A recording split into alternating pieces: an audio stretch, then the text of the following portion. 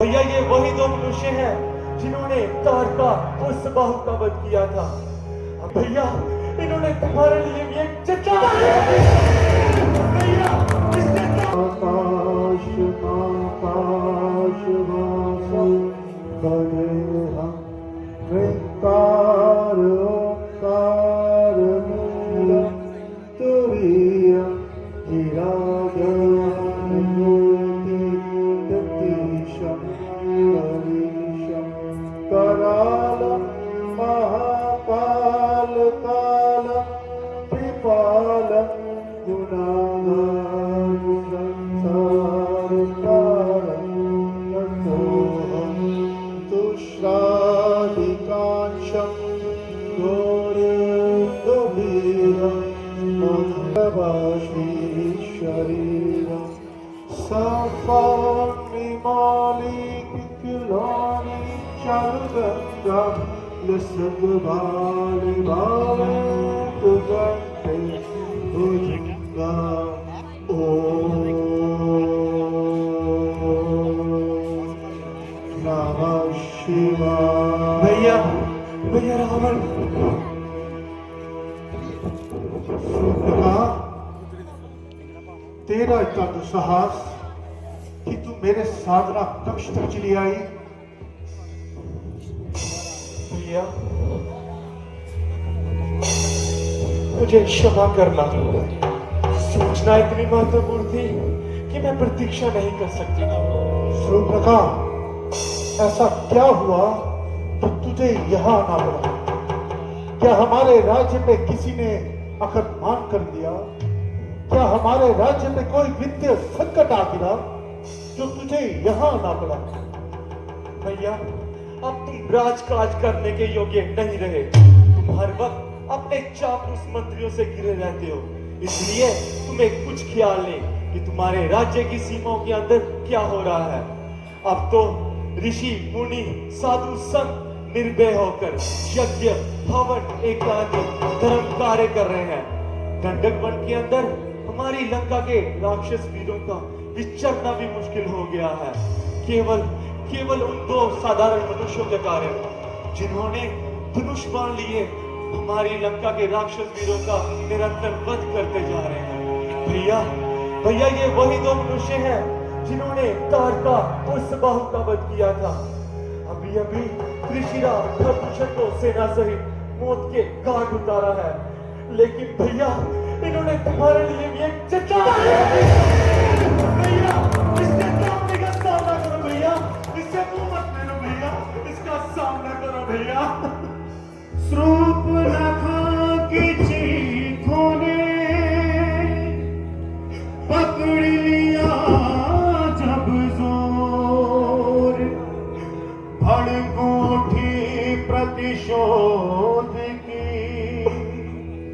तब ज्वाला चहूं।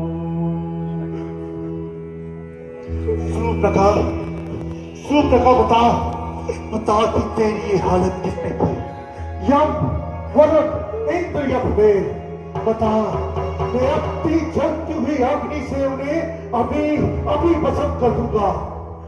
भैया एक दिन मेरे मन में ख्याल आया कि कहीं घूमूं।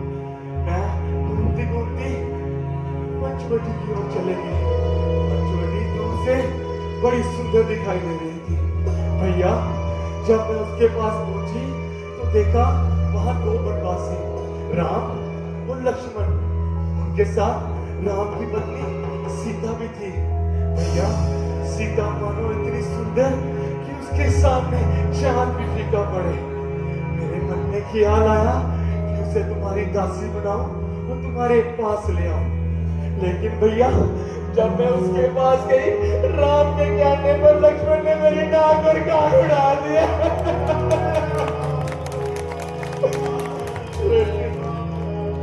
लेकिन भैया मैं तुम्हें कहती हूँ, सीता जैसी सुंदर नारी ना तो देवताओं गंधर्वों मनुष्यों और नागों के पास ना मैंने कभी देखी और ना सुनी। यदि तुम उसे जीत लो तुम्हारा जीवन सफल हो जाएगा। लेकिन भैया राम के होते हुए ये कार्य करना तुम्हारे लिए संभव नहीं होगा। तुम्हें उससे पहले कोई अपनी माया की जाल में फंसाना होगा, तभी तुम उससे सीता को हासिल कर सकते हो और अपनी बहन का प्रतिशोध ले सकते हो। भैया अपनी बहन का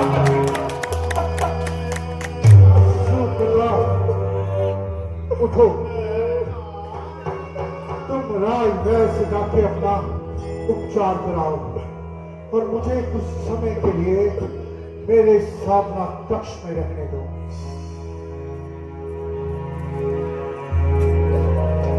देवता, मनुष्य, पशु, पक्षी, नर, किन्नर, यक्ष, गंधर्व, इनमें से कोई भी नहीं है जो मेरे साथियों का पार पा सके। फिर खरदूषण, खरदूषण तो हमारे समान ही बलवान थे। त्रिशरा, 1000 हाथियों का बल रखने वाली त्रिशरा तक को जमलोक पहुंचा दिया। ये कार्य कोई साधारण मनुष्य नहीं कर सकता। रावण को संदेह हुआ, मन में कीना विचार, लगता है कि नारायण ले बैठे अवतार। साधारण व्यक्ति नहीं कर सकता ये काम, लगता है नारायण ही कहला रहे श्री राम। लगता है कि नारायण ही कहला रहे श्री राम।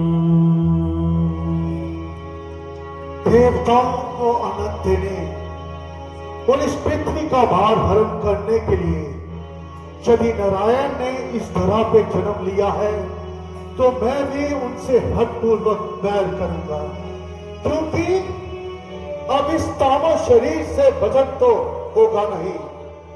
फिर हम मन, कर्म और वाणी से यही दृढ़ निश्चय करते हैं, और यदि वे दो मानव कोई राजकुमार हुए तो फिर हम उन्हें युद्ध में जीत कर उनकी स्त्री को अपने हाथ में ले लेंगे। हाँ हाँ, ये मेरे पूर्व जन्मों का फल ही तो है, जो मैं इस मृत्यु लोक में जन्मा। आखिर कसूर ही क्या था मेरा?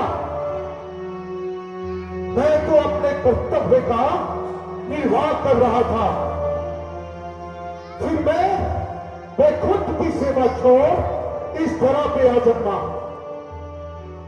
जन्म लिया मैंने इस मृत्यु लोक में, यज्ञ किए, हवन किए, ध्यान लिया, उस ध्यान से शक्तियां अर्जित की, फिर उन शक्तियों से मुझे अभिमान हुआ। उसी अभिमान के मध्य में चूर हो मैंने तपस्वी वेदवती के तप को भंग कर डाला। उसी अभिमान के मध्य में चूर हो मैंने महादेव के कैलाश तक को उठाने की चेष्टा कर डाली। हे महादेव, महादेव क्षमा करें मुझे। मेरा था दोष मुझे बदला दीनानाथ, या मेरी मुक्ति का है ताज तुम्हारे हाथ। फिर भी भ्रात के नाते मैं करूंगा दो दो हाथ। बहन की पीड़ा का मुझे पहुंचा है आघात।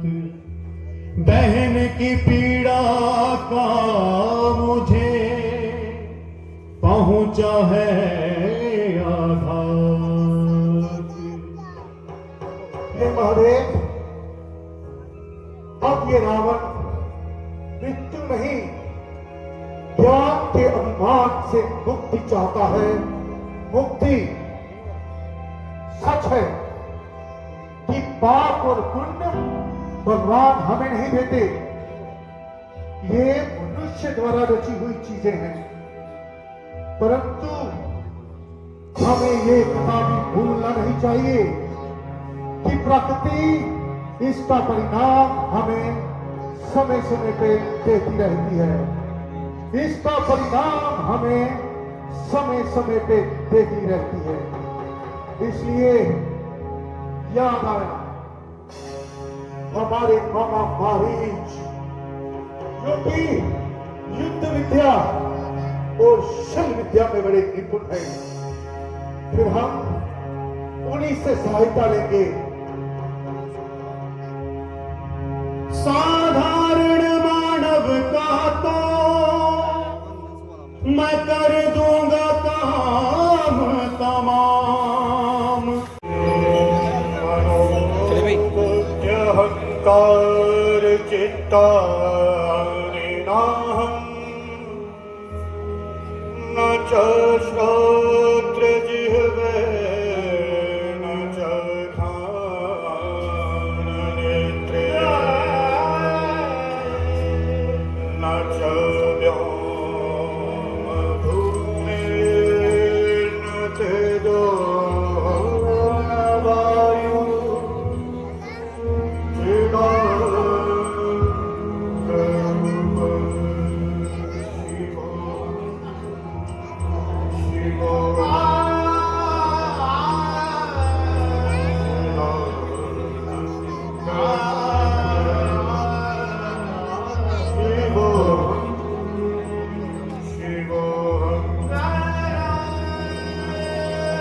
मारीच, मारीच,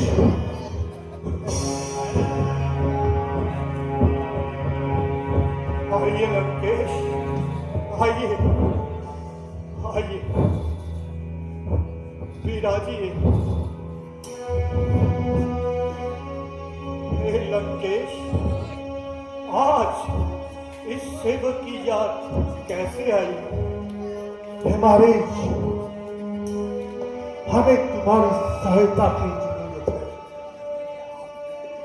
पंचवटी में वही तुम्हारी भ्राता और माता के कातिल राम और लक्ष्मण आए। फिर हम तुमसे सहायता मांग रहे हैं। हमारे उस राम और लक्ष्मण ने बल के अभिमान में चूर हो हमारी बहन सूर्पनखा के नाक और कान काट उसे बेरूप कर दिया। फिर खरदूषण और त्रिशरा का भी वध कर दिया। अब हम उनसे बदला लेने के लिए उनकी देव कन्या के समान सुंदर स्त्री का अपहरण करना चाहते हैं और तू इस कार्य में हमारी सहायता करेगा।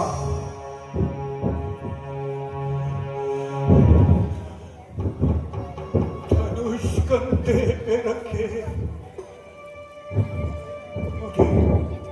मुझे राम नजर आते हैं। वही विश्वामित्र के यज्ञ वाले नजर आते हैं। मैं सिर उठाऊं, जब भी उनका त्याग करता हूं। अब तो मैं स्वप्न में भी राम करता हूं। लंकेश, मैं बाह्य दृष्टि से देखने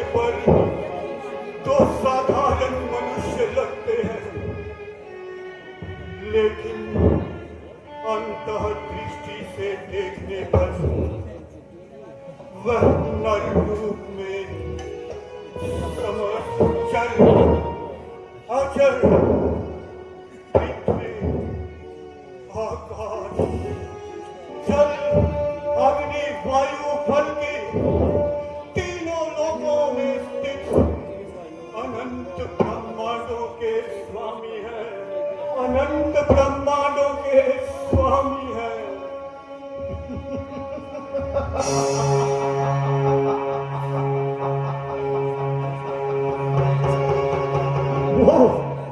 वो तो मानव नारायण रूप। अरे मामा, तुम्हारी मति मारी गई है। महाराज, मैं ये बात अपनी मति के आधार पर नहीं बल्कि अपने अनुभव से कह रहा हूं। जो ये मृत तृष्णा आपको हो आई है, यही मृत तृष्णा एक समय इंद्रदेव के पुत्र जयंत के मन में भी आई थी और बस सुख प्राप्त करने के लिए उसने कौवे का रूप धरा था और कौवे का रूप धरकर उसने देवी सीता के पांव के अंगुष्ठ पर चोंच मार दी थी और उस समय उसकी सुदंडता के लिए प्रभु श्री राम ने एक सुरकंडे का तृणपान की नाई उसके पीछे छोड़ा था और जयंत तीनों लोगों में भागता फिरा शरण के लिए। लंकेश जहां तक की ब्रह्मा और शिव तक ने उसको शरण नहीं दी थी।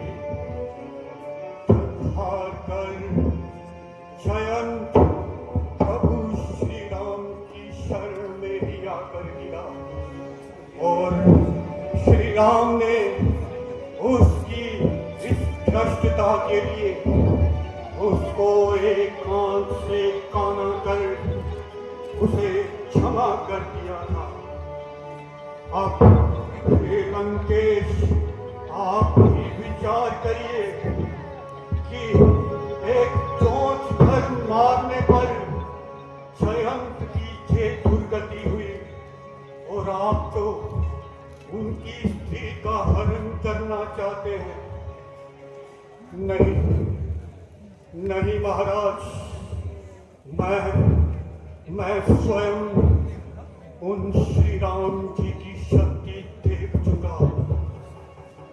जब मैं विश्वामित्र के यज्ञ को ध्वंस करने के लिए वहां गया था, तो उस समय श्री राम उस यज्ञ की रक्षा कर रहे थे और मैंने ही जब ये कुत्सित प्रयास किया तो उन्होंने एक बिना फर के बाण मेरी छाती पर दे मारा और मैं अचेत होकर 100 योजन समुद्र के इस पार आकर गिरा। और जब मुझे चेतना आई तो मैंने अपने आप को इस निर्जन स्थान पर पाया कि उस आघात से मेरी समस्त शक्तियां नष्ट हो गई। शक्तियां नष्ट हुई तो हुई, हड्डियां टूटी तो अलग। आज तक उन टूटी हुई हड्डियों की पीड़ा होकर उभर ही आती है। मैं हैरान हूं कि ऐसा कौन सा मूर्ख है जिसने तुम्हें इस धधकती हुई अग्नि में कूदने के लिए प्रेरित किया है। कौन है वह पापा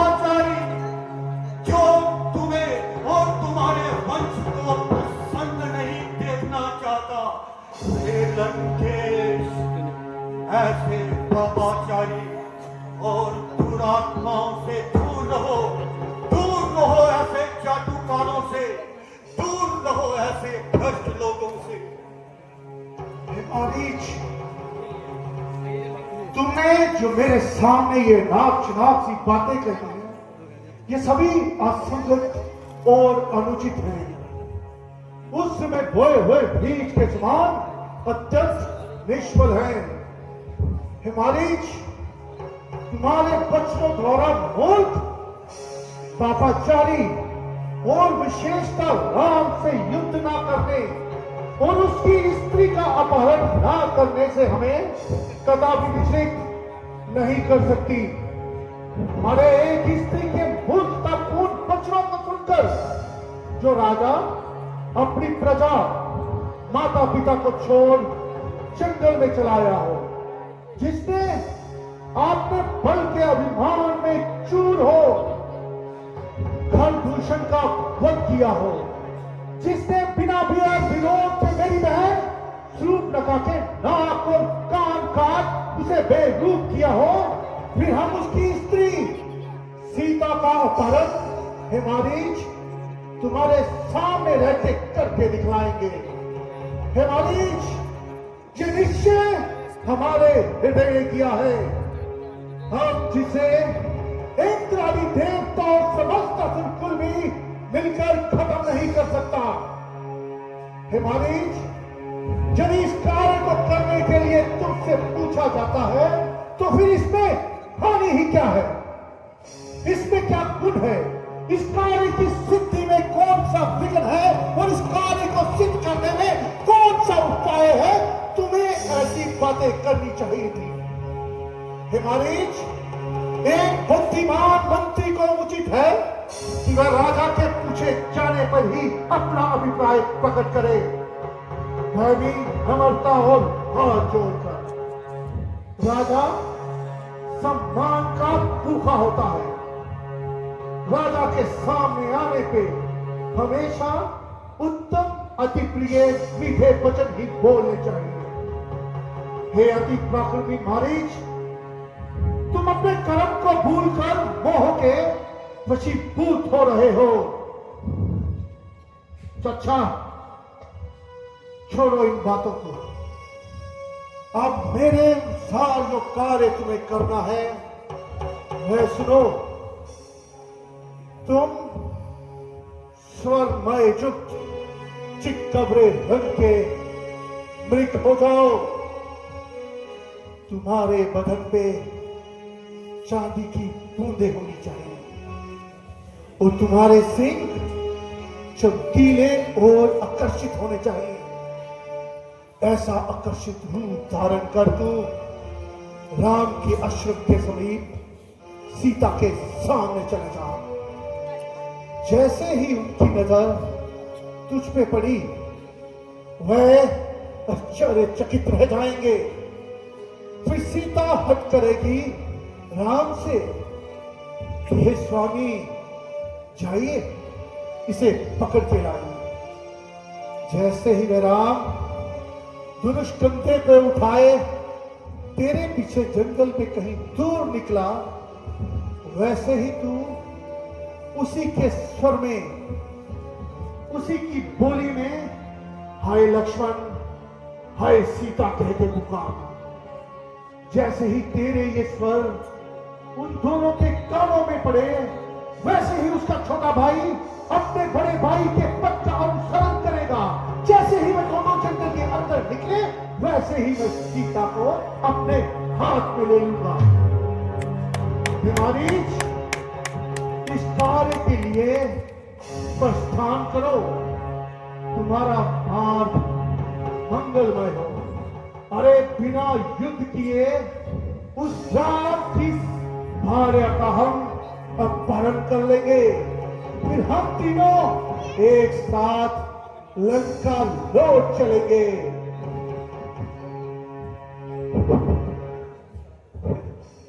हे लंकेश, तुम्हारी मति के अनुसार मैं साधारण मनुष्य है। मान लिया, एक क्षण के लिए मैंने मान लिया कि वह साधारण मनुष्य है, लेकिन फिर भी बड़े शूरवीर और पराक्रमी है। भला जिन्होंने 1000 हाथियों का बल रखने वाली तारका को एक ही बाण से जमपुरी पहुंचा दिया,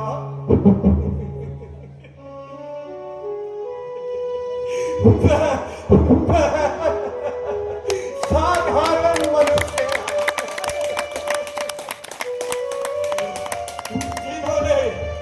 जिन्होंने स्वामी को क्षण भर में पृथ्वी पर सुला दिया,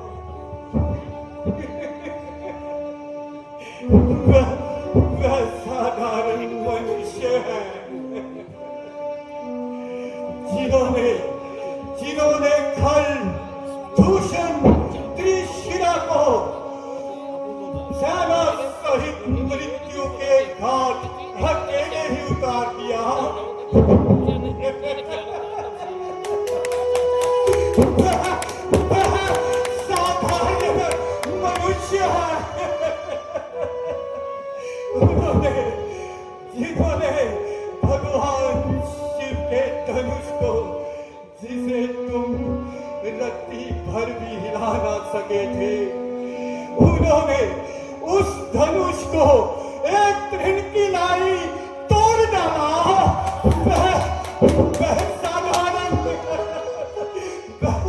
वह साधारण मनुष्य है।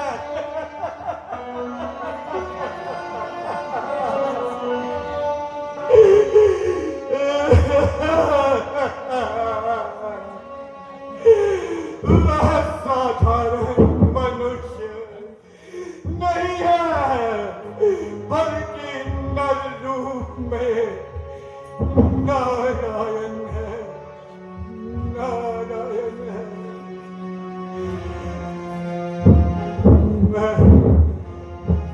मैं देख पा रहा हूं इस कृत्य के लिए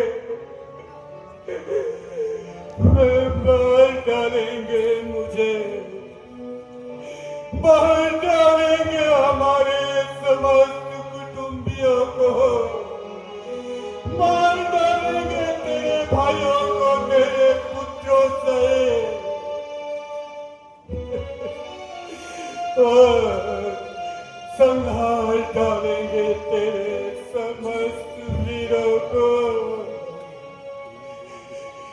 और मार डालेंगे उसे।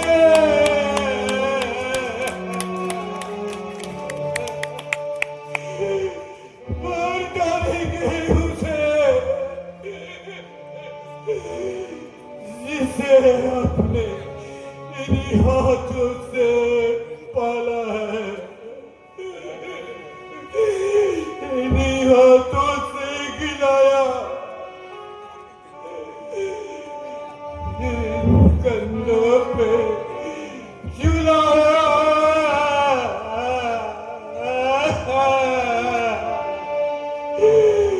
मार डालेंगे मेरे प्रिय लंकेश को।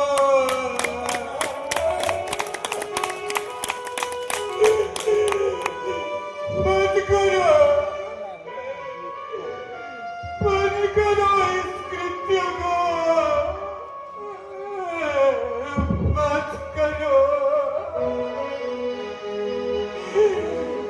बंद करो इस कृत्य को।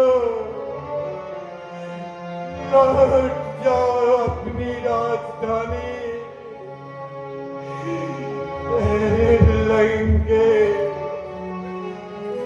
अपने यश, कीर्ति और वैभव को और बढ़ाओ, और अपना निष्कंटक राज्य भोगो, किंतु ये कृत्य ना करो।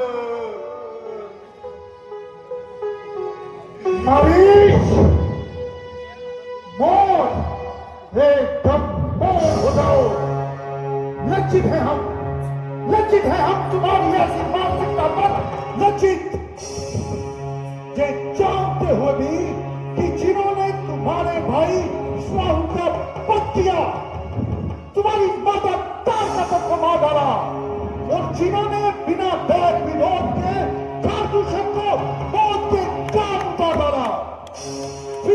बहन सूर्पनखा के नाक और कान काट उसे मोर रूप कर दिया।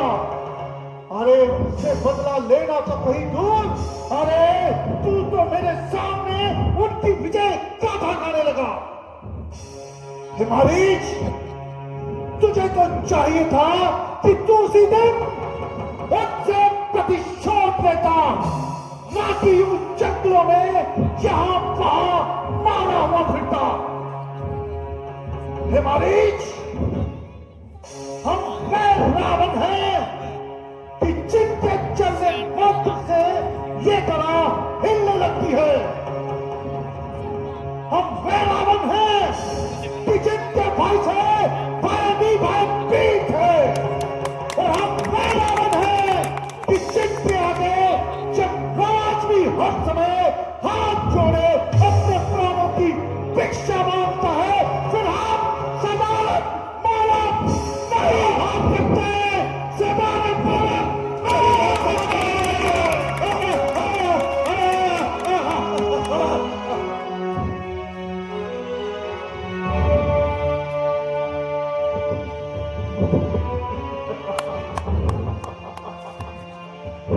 मामा, अभी तुम जिंदा हो। अरे मामा, तेरा इतना साहस कि तू मुझे ज्ञान दे। ज्ञान तो ज्ञान, फिर साधु संतों की तरह उपदेश। उपदेश तो उपदेश, फिर सीधा रावण को आदेश। लंकेश, लंकेश, जानते हो ना, आदेश देना किसके कार्यक्षेत्र में आता है? किसके?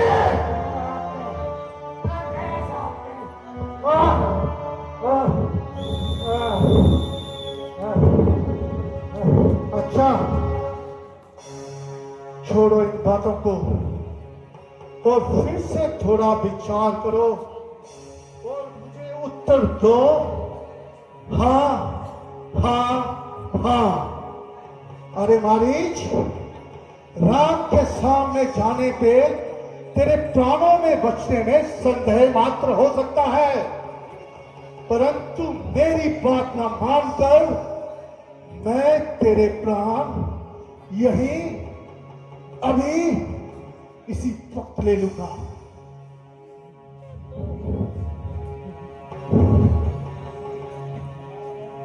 जब मृत्यु आ ही गई है तो इस दुष्ट के हाथों से अच्छा प्रभु श्री राम के हाथों मारा।